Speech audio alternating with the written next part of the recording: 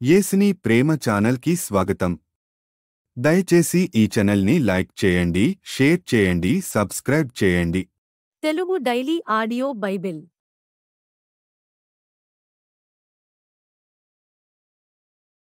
నిర్గమకాండము 16వ అధ్యాయము. తరువాత ఇశ్రాయేలీల సమాజమంతయును ఏలీము నుండి ప్రయాణమైపోయి వారు ఐగుప్తు దేశంలో నుండి బయలుదేరిన 2వ నెల 15వ దినమున ఏలీమునకును సీనాయికుని మధ్యనున్న సీను అరణ్యమునకు వచ్చిరి. ఆ అరణ్యములో ఇశ్రాయేలీల సమాజమంతయు మోషే అహరోనుల మీద సనిగెను. ఇశ్రాయేలీలు, మేము మాంసం వండుకొని కుండల యొద్ద కూర్చుండి తృప్తిగా ఆహారం తినునప్పుడు యెహోవా చేతి వలన ఎలా చావకపోతిమి? ఈ సర్వ సమాజమును ఆకలిచేత చంపుటకు ఈ అరణ్యములోనికి మమ్మను అక్కడ నుండి తోడుకొని వచ్చితిరని వారితోననగా, యెహోవా మోషేను చూసి, ఇదిగో, నేను ఆకాశము నుండి మీ కొరకు ఆహారమును కురిపించెదను. వారు నా ధర్మశాస్త్రముననుసరించి నడుతురో లేదో అని నేను వారిని పరీక్షించున్నట్లు ఈ ప్రజలు వెళ్లి ఏనాటి భత్యము ఆనాడే కూర్చుకొనవలెను. మరియు 6వ దినమున వారు తెచ్చుకొనిన దానిని సిద్ధపరచుకొనవలెను. వారు దినదినమున కూర్చుకొను దానికంటే అది 2 ఉండవలెనెను. అప్పుడు మోషే అహరోనులు ఇశ్రాయేలీలందరితో, యెహోవా ఐగుప్తు దేశములో నుండి మిమ్మును బయటికి రప్పించినని సాయంకాలమందు మీకు తెలియబడును. యెహోవా మీద మీరు సణిగిన సణుగులను ఆయన వినుచున్నాడు. ఉదయమున మీరు యెహోవా మహిమను చూచెదరు. మేము ఏపాటి వారము, మా మీద సణుగునేలా అనిరి.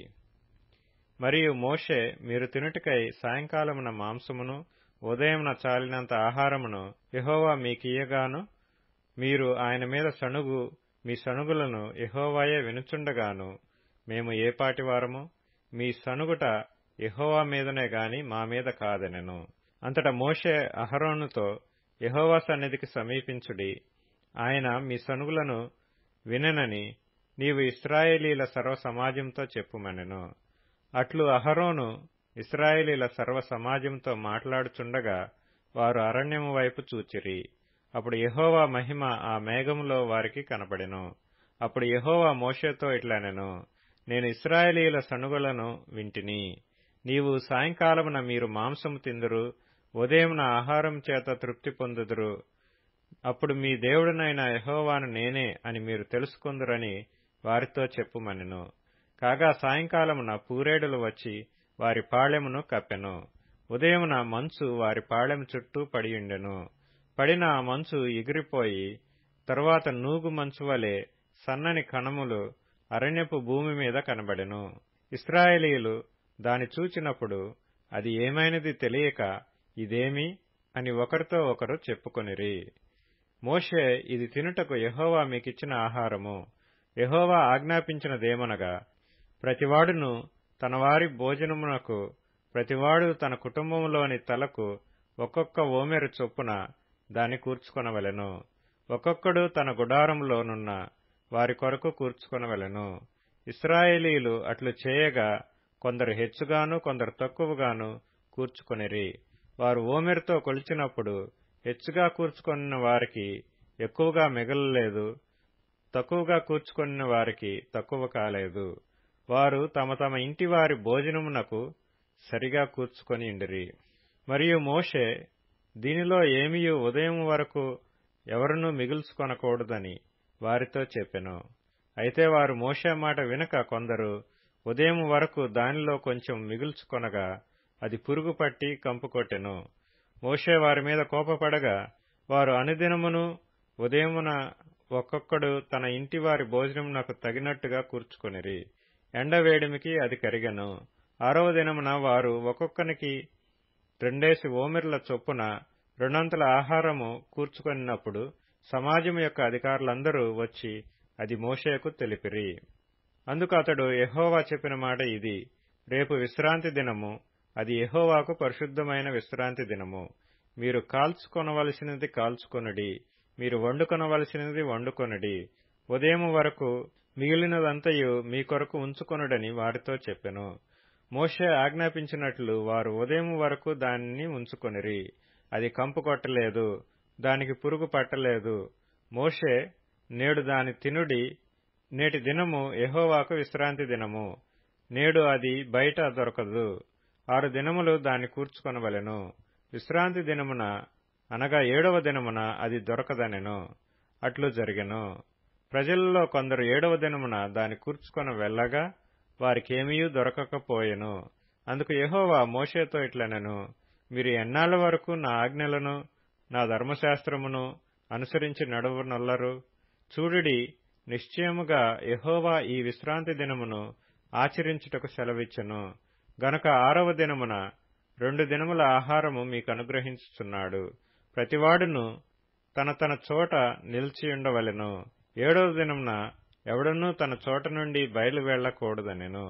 కాబట్టి 7వ దినమున ప్రజలు విశ్రమించిరి. ఇశ్రాయేలీయులు దానికి మన్నా అని పేరు పెట్టిరి. అది తెల్లని కొత్తిమీర గింజవలె నుండెను. దాని రుచి తేనెతో కలిపిన అపూపము వలె నుండెను. మరియు మోషే ఇట్లనెను, యెహోవా ఆజ్ఞాపించినదేమనగా, నేను ఐగుప్తు దేశము నుండి మిమ్మును బయటికి రప్పించినప్పుడు అరణ్యంలో తినుటకు నేను మీకిచ్చిన ఆహారమును మీ వంశస్థులు చూచున్నట్లు వారు తమ యొద్ద ఉంచుకొనుటకు దానితో ఒక ఓమెరు పట్టు పాత్రను నింపుడనెను. కాబట్టి మోషే అహరోనుతో, నీవు ఒక గిన్నెను తీసుకొని దానిలో ఒక ఓమెరు మన్నాను పోసి మీ వంశస్థులు తమ యొద్ద ఉంచుకొనుటకు యెహోవా సన్నిధిలో దాని ఉంచుమనెను. యెహోవా మోషేకు ఆజ్ఞాపించినట్లు ఉంచబడుటకు సాక్ష్యపు మందసము ఎదుట అహరోను దాని పెట్టెను. ఇశ్రాయేలీయులు నివసింపవలసిన దేశమునకు తాము వచ్చు 40 ఏండ్లు మన్నానే తినుచుండిరి. వారు కనాను దేశపు పొలిమేరల చేరు వరకు మన్నాను తినిరి. ఓమెరు అనగా ఏపాలో 10వ భాగము. నిర్గమకాండము 17వ అధ్యాయము.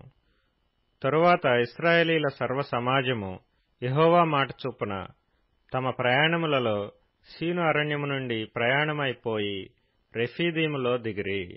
ప్రజలు తమకు త్రాగ నీళ్లు లేనందున మోషేతో వాదించుచు, త్రాగుటకు మాకు నీళ్లిమ్మని అడుగగా మోషే, మీరు నాతో వాదింపనేలా, యెహోవాను శోధింపనేలా అని వారితో చెప్పెను. అక్కడ ప్రజలు నీళ్లు లేక దప్పిగొని మోషే మీద సణుగుచు, ఇదెందుకు? మమ్మును మా పిల్లలను మా పశువులను దప్పిచేత చంపుటకు ఐగుప్తులో నుండి ఇక్కడికి తీసుకుని వచ్చితిరనిరి. అప్పుడు మోషే యెహోవాకు మొరపెట్టుచు, ఈ ప్రజలను నేనేమి చేయుదును? కొంతసేపటికి నన్ను రాళ్లతో కొట్టి చంపుదురనెను. అందుకు యెహోవా, నీవు ఇశ్రాయేలీల పెద్దలలో కొందరిని తీసుకొని ప్రజలకు ముందుగా పొమ్ము. నీవు నదిని కొట్టిన నీ కర్రను చేతపట్టుకొని పొమ్ము. ఇదిగో, అక్కడ హోరేబులోని బండ మీద నేను నీకు ఎదురుగా నిలిచెదను. నీవు ఆ బండను కొట్టగా ప్రజలు త్రాగుటకు దానిలో నుండి నీళ్లు బయలుదేరునని మోషేతో సెలవీయగా మోషే ఇశ్రాయేలీల పెద్దల కన్నుల ఎదుట అట్లు చేసెను.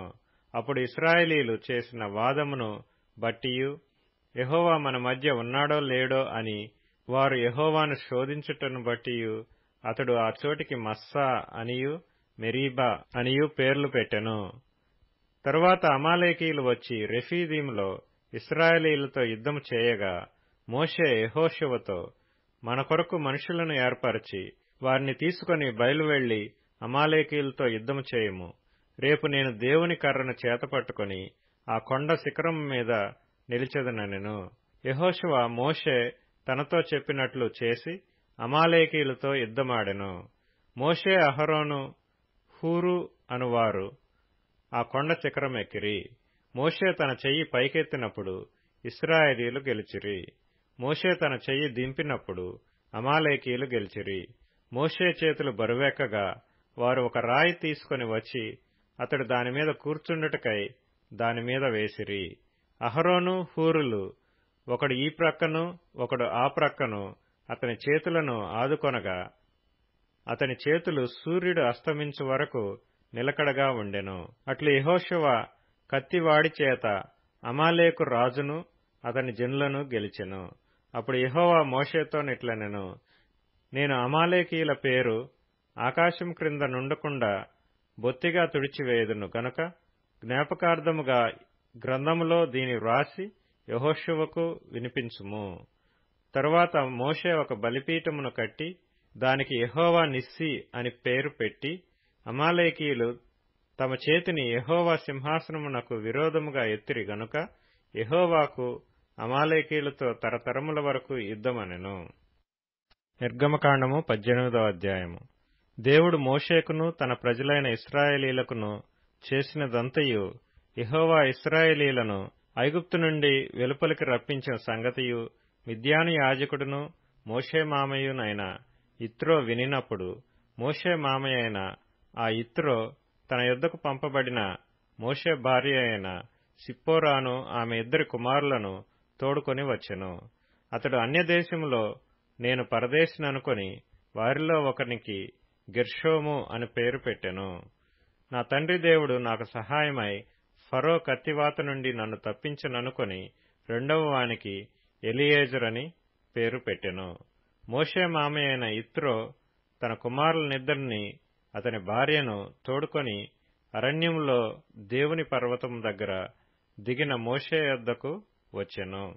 యిత్రో అను నీ మామనైన నేనును నీ భార్యయు ఆమెతో కూడా ఆమె 2 కుమారులను నీ యొద్దకు వచ్చియున్నామని మోషేకు వర్తమానము పంపగా, మోషే తన మామను ఎదుర్కొనపోయి వందనము చేసి అతని ముద్దు పెట్టుకొనెను.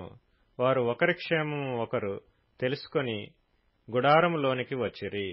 తరువాత మోషే యెహోవా ఇశ్రాయేలీల కొరకు ఫరోకును ఐగుప్తీయులకును చేసినదంతయు, త్రోవలో తమకు వచ్చిన కష్టము యావత్తును యెహోవా తమను విడిపించిన సంగతియు తన మామతో వివరించి చెప్పెను. యెహోవా ఐగుప్తీయుల చేతిలో నుండి విడిపించి ఇశ్రాయేలీలకు చేసిన మేలంతటిని గూర్చి యిత్రో సంతోషించెను. మరియు యిత్రో, ఐగుప్తీయుల చేతిలో నుండియు ఫరో చేతిలో నుండియు మిమ్మును విడిపించి ఐగుప్తీయుల చేతి క్రింద నుండి ఈ ప్రజలను విడిపించిన యెహోవా స్తుతింపబడునుగాక. ఐగుప్తీయులు గర్వించి ఇశ్రాయేలీల మీద చేసిన దౌర్జన్యమును బట్టి ఆయన చేసిన దాన్ని చూచి, యెహోవా సమస్త దేవతల కంటే గొప్పవాడని ఇప్పుడు నాకు తెలిసినదనెను. మరియు మోషే మామయ్య అయిన యిత్రో ఒక దహన బలులను దేవునికి అర్పింపగా, అహరోనును ఇశ్రాయేలీల పెద్దలందరూ మోషే మామతో దేవుని సన్నిధిని భోజనము చేయవచ్చిరి. మరునాడు మోషే ప్రజలకు న్యాయం తీర్చుటకు కూర్చుండగా, ఉదయం మొదలుకొని సాయంకాలం వరకు ప్రజలు మోషే వద్ద నిలిచియుండిరి. మోషే ప్రజలకు చేసినదంతయు అతని మామ చూచి, నీవు ఈ ప్రజలకు చేయుచున్న ఈ పని ఏమిటి? ఉదయం మొదలుకొని సాయంకాలం వరకు నీవు మాత్రం కూర్చుండగా ప్రజలందరూ నీ యొద్ద నిలిచియుండనేలా అని అడగగా, మోషే, దేవుని తీర్పు తెలుసుకొనుటకు ప్రజలు నా యొద్దకు వచ్చెదరు. వారికి వ్యాజ్యము ఏదైనను కలిగిన ఎడల నా యొద్దకు వచ్చెదరు. నేను వారి విషయము న్యాయము తీర్చి దేవుని కట్టడలను ఆయన ధర్మశాస్త్ర విధులను వారికి తెలుపుచున్నానని తన మామతో చెప్పెను.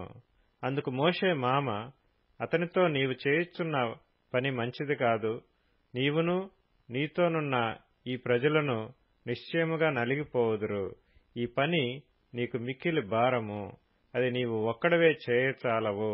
కాబట్టి నా మాట వినుము. నేను నీకొక ఆలోచన చెప్పెదను. దేవుడు నీకు తోడైయుండును. ప్రజల పక్షమున నీవు దేవుని సముఖమందు ఉండి వారి వ్యాజ్యములను దేవుని యొద్దకు తేవలెను. నీవు వారికి ఆయన కట్టడలను ధర్మశాస్త్ర విధులను బోధించి, వారు నడవవలసిన త్రోవను, వారు చేయవలసిన కార్యములను వారికి తెలుపవలెను. మరియు నీవు ప్రజలందరిలో సామర్థ్యము, దైవభక్తి, సత్యాసక్తి కలిగి లంచగొండులు కాని మనుషులను ఏర్పరచుకొని 1000 మందికి ఒకనిగాను, 100 మందికి ఒకనిగాను, 50 మందికి ఒకనిగాను, 10 మందికి ఒకనిగాను వారి మీద న్యాయాధిపతులను నియమింపవలెను. వారు ఎల్లప్పుడూ ప్రజలకు న్యాయము తీర్చవలెను. అయితే గొప్ప వ్యాజ్యములన్నిటినీ నీ యొద్దకు తేవలెను. ప్రతి అల్ప విషయమును వారే తీర్చవచ్చును. అట్లు వారు నీతో కూడా ఈ భారమును మోసిన ఎడల నీకు సులువుగా ఉండును. దేవుడు ఇలాగు చేయుటకు నీకు సెలవిచ్చిన ఎడల నీవు ఈ పని చేయుచు దాని భారమును సహింపగలవు. మరియు ఈ ప్రజలందరూ తమ తమ చోట్లకు సమాధానముగా వెళ్ళుదురని చెప్పెను. మోషే తన మామ మాట విని అతడు చెప్పినదంతయు చేసెను. ఇశ్రాయేలీలందరిలో సామర్థ్యము గల మనుషులను ఏర్పరచుకొని 1000 మందికి ఒకనిగాను, 100 మందికి ఒకనిగాను, 50 మందికి ఒకనిగాను, 10 మందికి ఒకనిగాను న్యాయాధిపతులను ఏర్పాటు చేసి వారిని ప్రజల మీద ప్రధానులుగా నియమించెను. వారెల్లప్పుడూ ప్రజలకు న్యాయం తీర్చువారు. వారు కఠిన వ్యాజ్యములను మోషే యొద్దకు తెచ్చుచు స్వల్ప వ్యాజ్యములను తామే తీర్చుచూ వచ్చిరి. తరువాత మోషే తన మామను పంపివేయగా అతడు తన స్వదేశమునకు వెళ్ళెను. మత్తయి సువార్త 19వ అధ్యాయం. ఇదిగో, ఒకడు ఆయన యుద్ధకు వచ్చి, బోధకుడా, నిత్యజీవము పొందుటకు నేను ఏ మంచి కార్యము చేయవలెనని ఆయనను అడిగెను. అందుకాయన, మంచి కార్యమును గూర్చి నన్నెందుకు అడుగుచున్నావు? మంచివాడొక్కడే. నీవు జీవములో ప్రవేశింపగోరిన ఎడల ఆజ్ఞలను గైకొనుమని చెప్పెను. అతడు ఏ ఆజ్ఞలని ఆయనను అడగగా, యేసు, నరహత్య చేయవద్దు, వ్యభిచరింపవద్దు, దొంగిలవద్దు, అబద్ధ సాక్ష్యము పలకవద్దు, తల్లిదండ్రులను సన్మానింపుము, నిన్ను వలె నీ పొరుగువానిని ప్రేమింపవలెనను అనునవియే అని చెప్పెను. అందుకు ఆ యవనుడు, ఇవన్నీ అనుసరించునే యున్నాను, ఇకను నాకు కొదువ ఏమని ఆయనను అడిగెను. అందుకు యేసు, నీవు పరిపూర్ణుడవగుటకు కోరిన ఎడల నీవు పోయి ఆస్తిని అమ్మి బీదలకిమ్ము, అప్పుడు పరలోకమందు నీకు ధనము కలుగును. నీవు వచ్చి నన్ను వెంబడించుమని అతనితో చెప్పెను. అయితే ఆ యవనుడు మిగుల ఆస్తి గలవాడు గనుక ఆ మాట విని వ్యసనపడుచు వెళ్లిపోయెను. యేసు తన శిష్యులను చూచి, ధనవంతుడు పరలోక రాజ్యములో ప్రవేశించుట దుర్లభమని మీతో నిశ్చయముగా చెప్పుచున్నాను. ఇదిగాక ధనవంతుడు పరలోక రాజ్యములో ప్రవేశించుట కంటే సూది బెజ్జములో ఒంటె దూరుట సులభమని మీతో చెప్పుచున్నానెను. శిష్యులు ఈ మాట విని మిక్కిలి ఆశ్చర్యపడి, అలాగైతే ఎవడు రక్షణ పొందగలడని అడుగగా, యేసు వారిని చూచి, ఇది మనుషులకు అసాధ్యమే గాని దేవునికి సమస్తమును సాధ్యమని చెప్పెను. పేతురు, ఇదిగో, మేము సమస్తమును విడిచిపెట్టి నిన్ను వెంబడించితిమి గనుక మాకేమి దొరుకునని ఆయనను అడగగా, యేసు వారితో ఇట్లనెను, ప్రపంచ పునర్జననమందు మనుష్య కుమారుడు తన మహిమగల సింహాసనము మీద ఆసీనుడయ్యుండునప్పుడు నన్ను వెంబడించిన మీరును 12 సింహాసనముల మీద ఆసీనులై ఇశ్రాయేలు 12 గోత్రముల వారికి తీర్పు తీర్చుదురు. నా నామము నిమిత్తము అన్నదమ్ములనైనను, అక్క చెల్లెండ్రనైనను, తండ్రినైనను, తల్లినైనను, పిల్లలనైనను, భూములనైనను, ఇండ్లనైనను విడిచిపెట్టిన ప్రతి వాడును 100 రెట్లు పొందును. ఇదిగాక నిత్యజీవమును స్వతంత్రించుకొనును. మొదటివారు అనేకులు కడపటివారగుదురు, కడపటివారు మొదటివారగుదురు. దయచేసి ఈ ఛానల్ని లైక్ చేయండి, షేర్ చేయండి, సబ్స్క్రైబ్ చేయండి.